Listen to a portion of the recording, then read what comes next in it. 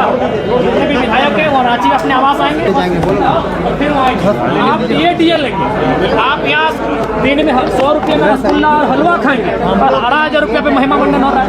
पूरा 3 दिन का सदन इसी पे बहस हो रहा है। जैसे आप झारखंड के 24 साल के झारखंड के लोगों को कोई वरदान दे दी 18,000 रुपया। तो आज इसीलिए हमने स्पष्ट कहा कि आपके बच्चे बाल में लगाएंगे बनफूल और गरीब के बच्चे लगाएंगे धूल और आप महिमा मंडन करेंगे। गलत बात है। जवाब नहीं मिला जयराम। जवाब किसमें है? जयराम महतो के सवाल का जवाब दे सके, दे करे सार्वजनिक करे। तमाम 12 के 12 मंत्री पहले सार्वजनिक करे कि उनका बेटा उनकी बेटी कौन स्कूल में पढ़ते हैं, उनका फी क्या है, करे सार्वजनिक। लेकिन क्या जयराम जी पहला सत्र कैसा रहा आपके लिए? एकदम शांत रहते हैं। देखिए, हम बीच में नहीं टोकते हैं। हम पक्ष क्या बोल रहा है, विपक्ष क्या बोल रहा है, हम सब सुनते हैं। और जब हम बोलते हैं तो सदन सुनता है, और हमारे बीच में कोई बोलेगा तो फिर छोड़ेंगे नहीं। बिल्कुल, क्यों नहीं दिखेंगे भाई? उस पर भी उदासीन जवाब रहा, क्यों नहीं रहेंगे? कुछ नहीं। देखिए, सरकार को भी मालूम है चुनाव समीकरण से जीत के आती है। लाठी तो छोड़िए, अगर आप यहाँ छात्रों पे अगर गोली कांड भी होता है तो सरकार को फर्क नहीं पड़ेगा, क्योंकि चुनाव समीकरण से जीते जाते हैं, मुद्दों से नहीं जीते जाते हैं। सरकार को जो वोट देने वाला पक्ष है वो एक बहुत बड़ी आबादी है। छात्रों पे गोली भी चलेगी तो छात्रों को दोषी वो ठहराएंगे और बोलेंगे हम 2029 में यही सरकार को बनाएंगे। तो सरकार को ही मालूम है, वो दिल्ली की सरकार को मालूम है और रांची की सरकार को ही मालूम है कि चुनाव मुद्दों से नहीं, चुनाव समीकरण से जीता जाता है। इनके पास वो वोट का समीकरण है। अच्छा, जो आपने कहा कि सदन में जो हुआ, बिल्कुल क्या गलत कहा हमने? ये 18 साल की लड़की को 2,500 रुपया देंगे और महिमा मंडन करेंगे। हमने कहा आप उसको अगर स्कूल जाने से पहले पैसा देंगे तो वो चाट, छोला और सिंगाड़ा में खर्च करेगी, वो अपने श्रृंगार के सामग्री में खर्च करेगी। आप स्कूल जाने दीजिए, उसके अटेंडेंस होने दीजिए, उसके बाद स्कॉलरशिप के रूप में 2,000 रुपया दीजिए, यही पैसा दीजिए, लेकिन नजरिया बदलिए। सरकार तो इसे उपलब्धि बता रही है अपना। उपलब्धि है कि क्या है वो जैसे जैसे दिन बीतेगा पता चलेगा। आज जो अरे यादव को तो मालूम ही नहीं चला कि हम कौन सा मुद्दा उठाए हैं, इसीलिए बोल रहे थे मैक्सिमम पढ़े लिखे छात्र मैंने विधायकों को भेजिए। आधो को मालूम है नहीं कि हमने कौन सा मामला उठाया। CD रेशियो क्या है इनको आधो को मालूम नहीं है। क्रेडिट रेशियो, हाँ। बिल्कुल, क्या बताइए। देखिए, वो रेशियो, वो मामला ये है क्रेडिट एंड डिपॉजिट। उसका मतलब है कि हमारे राज्य की जो बैंक हैं वो बहुत ज्यादा पैसा पड़ोसी राज्य के बैंकों को ट्रांसफर करती है, और क्या होता है हमारे राज्य के लोग ग्रसित हैं। समझदार बात, मुख्यमंत्री उनके अध्यक्ष होते हैं।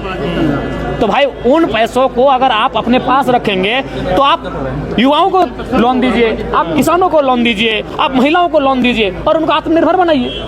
और RBI का गाइडलाइन कहता है कि 70% तक होना चाहिए। झारखंड का 36% है, बाकी जो स्टेट है वो 100% के आसपास है। तो आप तुलनात्मक अध्ययन में देखिए कि आप कितने पीछे हैं इन विषयों में। जयराम जी, आपने जो बच्चों वाला सवाल उठाया उस पर उनको तकलीफ हुई होगी। आपने कहा कि जांच होनी चाहिए। बिल्कुल, क्या तकलीफ है? 81 ज्यादा कि 3.25 करोड़ ज्यादा? 81 के बच्चों पे हमने सवाल उठाया, आपकी हालत खराब हो गई। और 3.5 करोड़ के बच्चे कहाँ हैं? धूल में हैं, सिलेट के जगह प्लेट लेके खिचड़ी खा के पढ़ रहे हैं। 81 के बच्चे मैंने अमृत वाले हो गए और बाकी लोग क्या धूल में पलेंगे? बिल्कुल जांच होनी चाहिए, तभी सरकारी सिस्टम दुरुस्त होगा। नहीं तो कोई बजट का मायने नहीं है, कोई बजट का मायने नहीं। आप कितना भी अच्छा सुंदर बजट क्यों ना लाएं, वो भ्रष्टाचार की भेंट चढ़ जाएगा। पिछला बजट का आपने भी जिक्र किया कि यूज नहीं हो पाया, फिर बिल्कुल, जब प्रथम अनुपूरक बजट यूज हुआ ही नहीं तो फिर द्वितीय अनुपूरक बजट जो लेकर आप आए हैं ये केवल और केवल मंत्रियों की शान शौकत बढ़ाने के कार्य आएगा।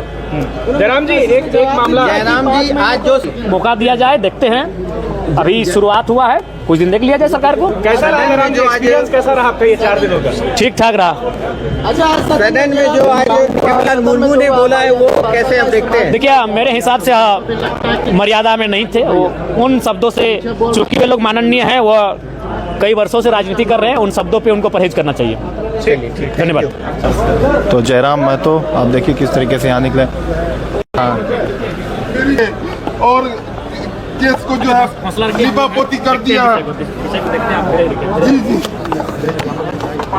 जी जी भैया,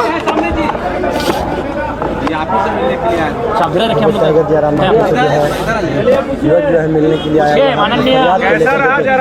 लगा करके जो है उनसे मिल रहे थे। एक्सपीरियंस ठीक ठाक रहा, बहुत सारे विषय थे जिनको सीखने का अवसर मिला, बहुत सारे विषय थे जिनको मैं सुन रहा था, सीख रहा था। तो कुल मिलाकर मिला जुला असर रहा, अच्छा अनुभव रहा। विधानसभा सत्र का पहला 4 दिन